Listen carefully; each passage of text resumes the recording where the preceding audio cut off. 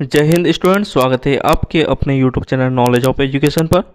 तो स्टूडेंट्स, आज की ये वीडियो 9th क्लास के सभी छात्र छात्राओं के लिए ये वीडियो महत्वपूर्ण है, क्योंकि आज की इस वीडियो में अपन विषय विज्ञान के मासिक परीक्षा माह अगस्त का जो पेपर होने वाला है उस पेपर के सॉल्यूशन की चर्चा इस वीडियो में करेंगे। स्टूडेंट्स, आप देख सकते हो कि यह पेपर 20 अंक का रहेगा।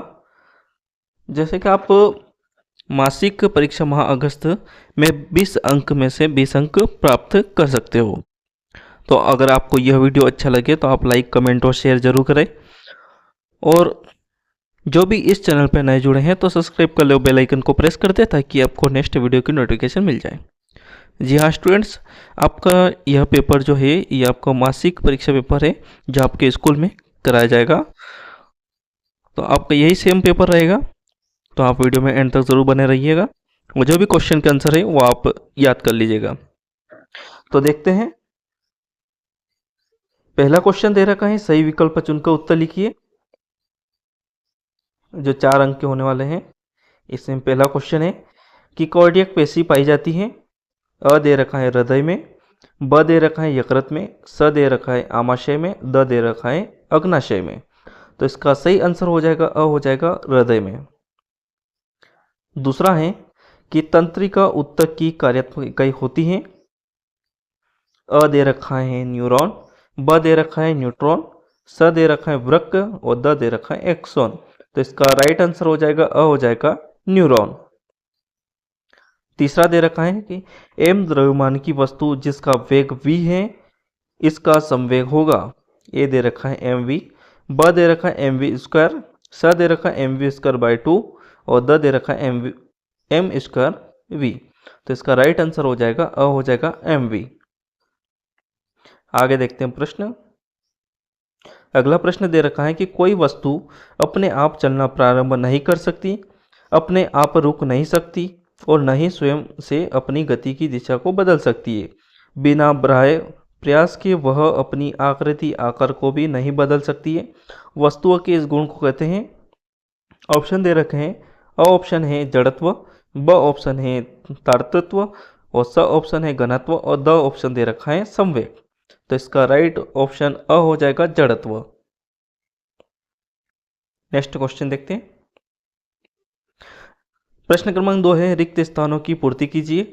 पहला प्रश्न इसके अंदर कि एक्सॉन रिक्त स्थान ऊतक का भाग होता है, तो इसका राइट आंसर हो जाएगा तंत्रिका।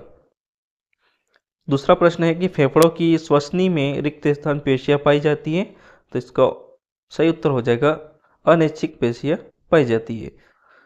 और तीसरा है क्वेश्चन कि क्रिया एवं प्रतिक्रिया बल दिशा में कार्य करते हैं, तो इसका सही उत्तर हो जाएगा विपरीत दिशा में कार्य करते हैं। आगे देखते हैं प्रश्न। प्रश्न क्रमांक तीसरा है कि एक शब्द या वाक्य में उत्तर लिखिए। इसी का पहला है कि ऐसे ऊतक का नाम लिखिए जो लंबी व अनियमित ढंग से कोनों पर मोटी होती हैं, तो इसका सही आंसर हो जाएगा कोलेनकाइमा।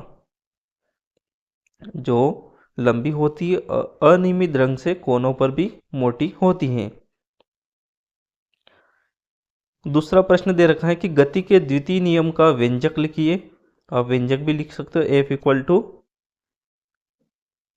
इसका आंसर हो जाएगा F equal to M A हो जाएगा।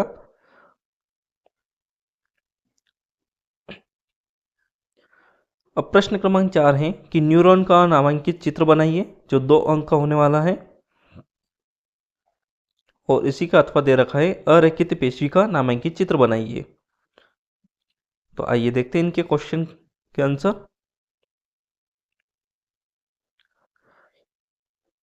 पहला प्रश्न है कि न्यूरॉन का स्पष्ट नामांकित चित्र है, तो आपको इस प्रकार से चित्र बना लेना है।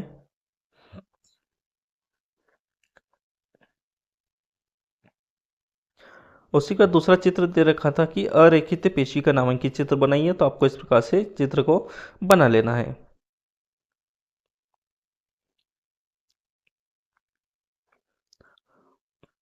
नेक्स्ट प्रश्न है, प्रश्न क्रमांक 5 है कि धीमी चलती हुई किसी वस्तु की गति को कैसे बढ़ाया जा सकता है, और इसी का अथवा दे रखा है कि मैदान में लुढ़कती हुई गेंद अपने आप ही क्यों रुक जाती है। ये भी 2 अंक का है, इसमें से कौन सा एक करना है आपको, तो इसका भी आंसर देख लेते हैं। प्रश्न है कि धीमी चलती हुई किसी वस्तु की गति को कैसे बढ़ाया जा सकता है, तो बल द्वारा बढ़ाया जा सकता है। अगर आप बल लगाओगे तभी तो वस्तु की गति बढ़ेगी। अगला प्रश्न इसी का अथवा दे रखा था कि मैदान में लुढ़कती हुई गेंद अपने आप ही क्यों रुक जाती है, तो कोई अदृश्य बल रोकने का प्रयास करता है। जो अदृश्य बल रहता है वो अपने को रोकने का प्रयास करता है, ये इसका आंसर हो जाएगा। नेक्स्ट क्वेश्चन देखते हैं। प्रश्न क्रमांक 6 है कि न्यूटन की गति संबंधी तीनों नियम लिखिए, वह इसी का अथवा दे रखा है कि संवेग किसे कहते हैं, इसका मात्रक लिखिए। यह भी 2 अंक का होने वाला है, तो आइए इसके भी आंसर देखते हैं। न्यूटन की गति के नियम, तो पहला नियम देख लेते हैं। इसे इसके ऊपर दे रखा है कि सर आइजैक न्यूटन ने सबसे पहले 1687 में अपनी पुस्तक प्रिंसिपिया में गति के नियमों को प्रतिपादित किया, इसलिए इस वैज्ञानिक के सम्मान में गति के नियमों को न्यूटन के नियम भी कहा जाता है। गति का प्रथम नियम है, जड़त्व का नियम भी कहते हैं इसको।